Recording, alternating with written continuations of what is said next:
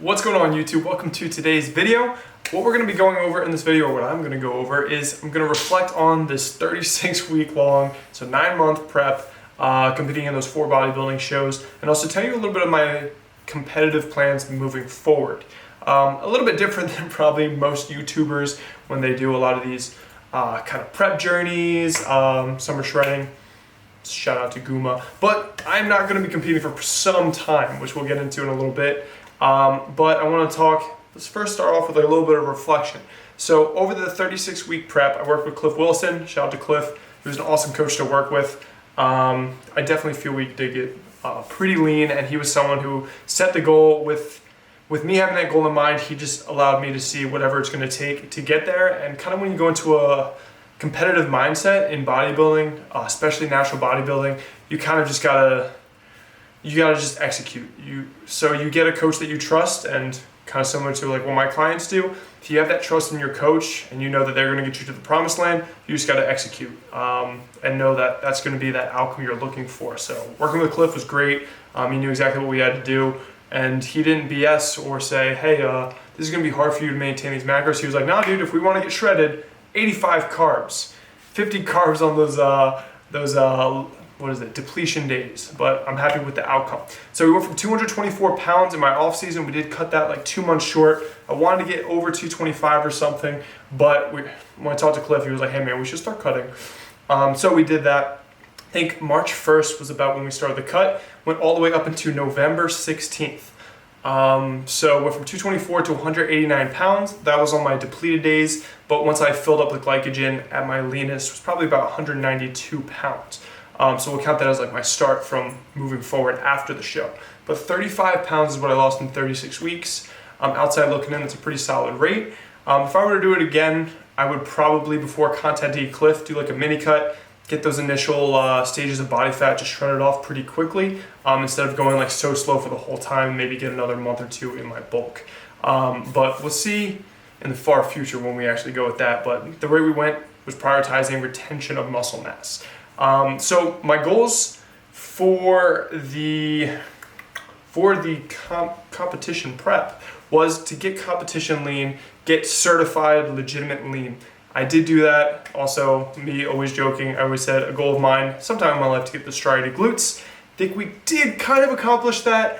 I do feel there's a little bit more body fat to go. Yes, it's kind of funny to say, but I would even say there was a little bit more dieting, maybe just around my glutes that could have gone off in terms of body fat, because I had striated glutes around the outside, but I don't think it was like fully striated across as much as it could be, because I've seen, maybe I'm also biased because I competed at the top level shows and saw the pros at their Super Bowls. I was like, damn, that guy just ass looks like a walnut. So that's where I want to get to probably for next time, but we did get at least some striation showing, which meant we were certified lean.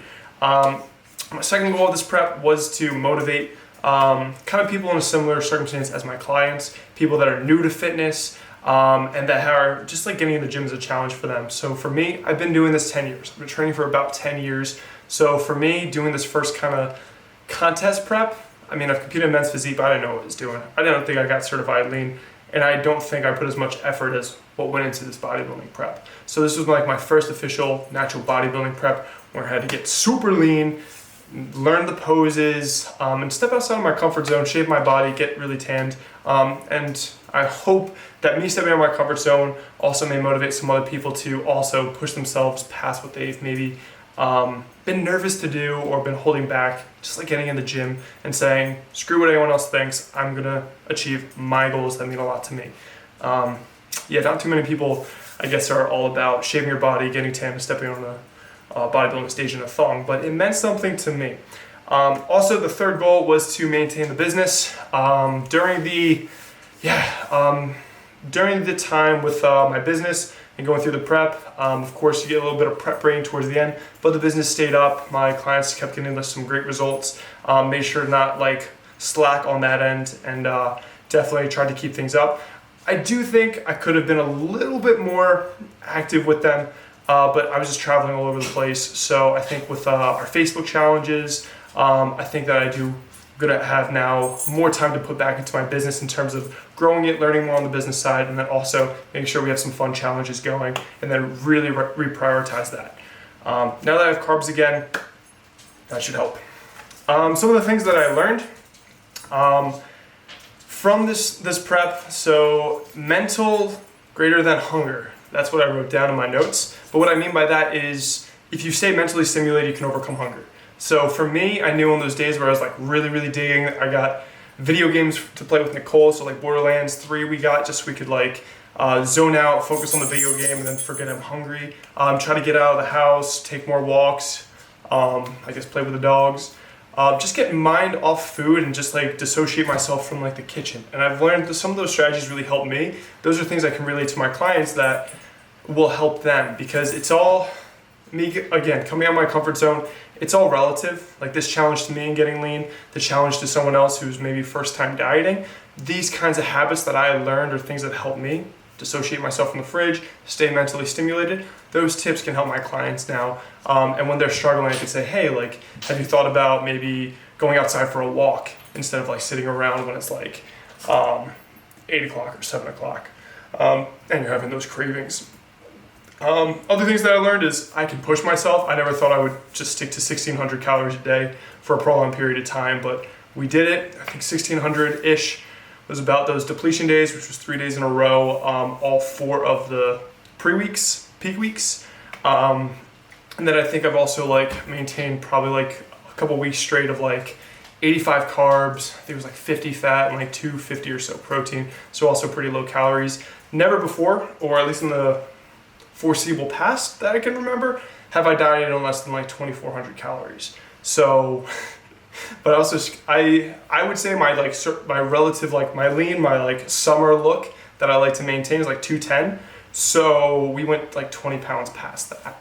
And I thought like my 210 was like pretty lean, but now I know there's a whole nother level and there's a lot of digging to be done if I want to get really down there. Still, also retrospectively, my favorite look was 210, maybe 205, but I would say probably 210. Felt like I looked full, felt like I looked lean. Once I kind of got under like 205, 200, then it just started to look smaller and smaller to like walking around daily living, but I look better on stage.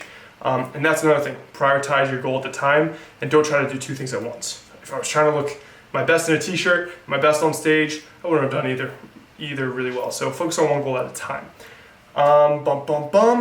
If I can push on such low calories, my clients can. So my maintenance is like 3,000 calories or so when my weight starts getting up there. So if I can push and retain on like 1,600 calories, my clients that are maybe like 150 pounds or like 60 pounds less than me, I know that I have some strategies to help them when they're on like maybe 1,500 or 1,600 calories as well, maybe not quite as hungry. So now I know how much you can push or how much is needed to push to get some of the last body fat off.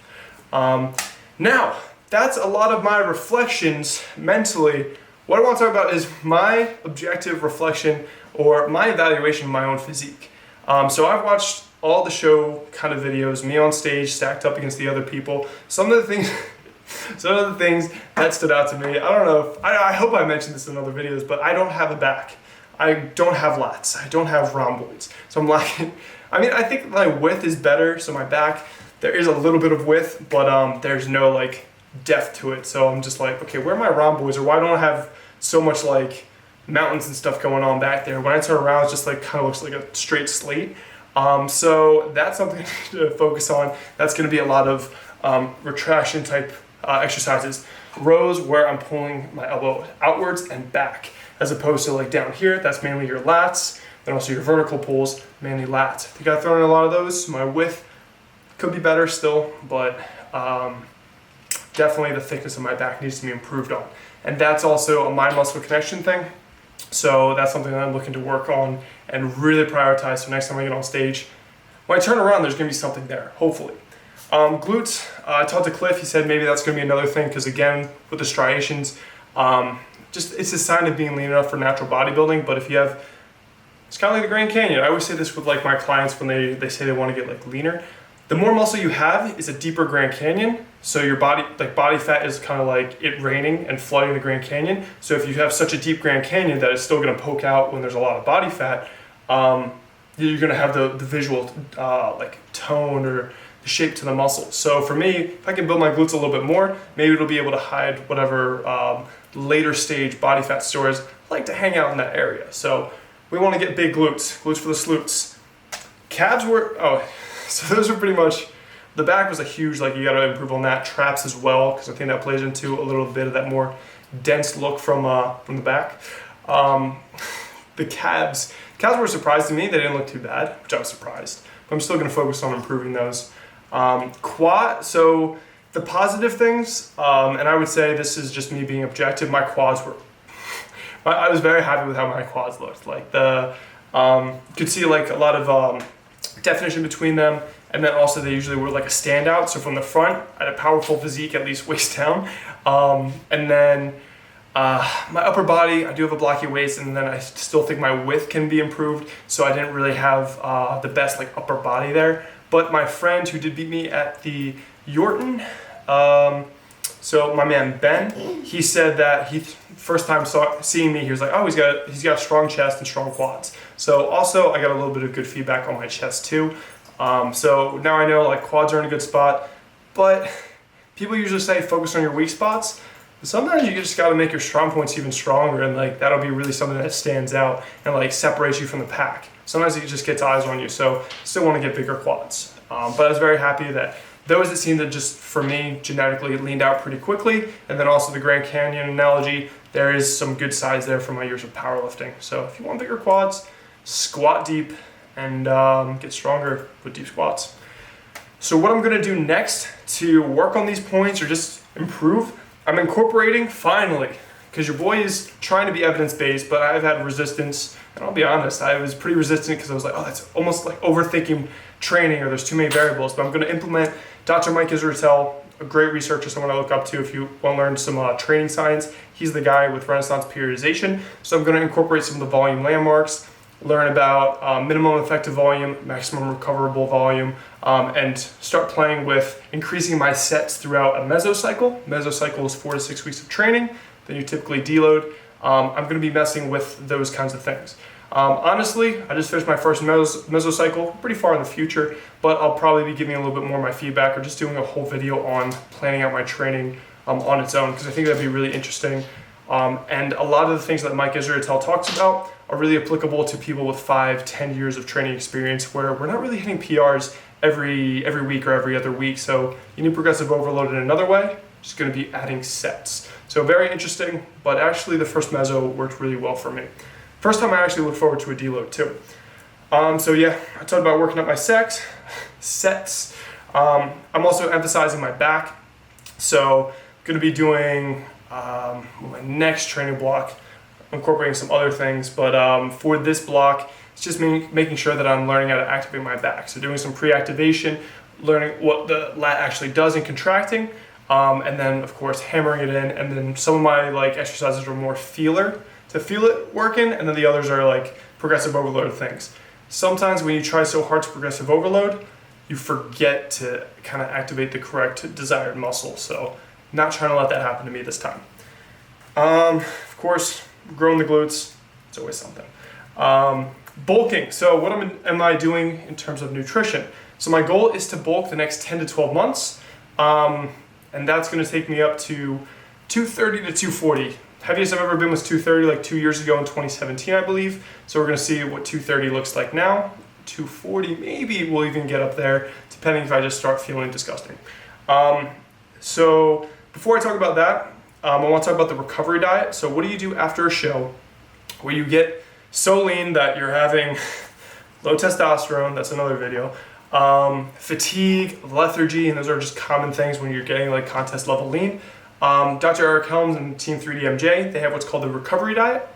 Goal of that is just to get you back to like performance levels of body fat where you can perform again and you can recover your testosterone, start making gains again, because the old tried and true was a really slow reverse diet. Reverse diet, I think, can mean so many things, because it means so many things that it means nothing now.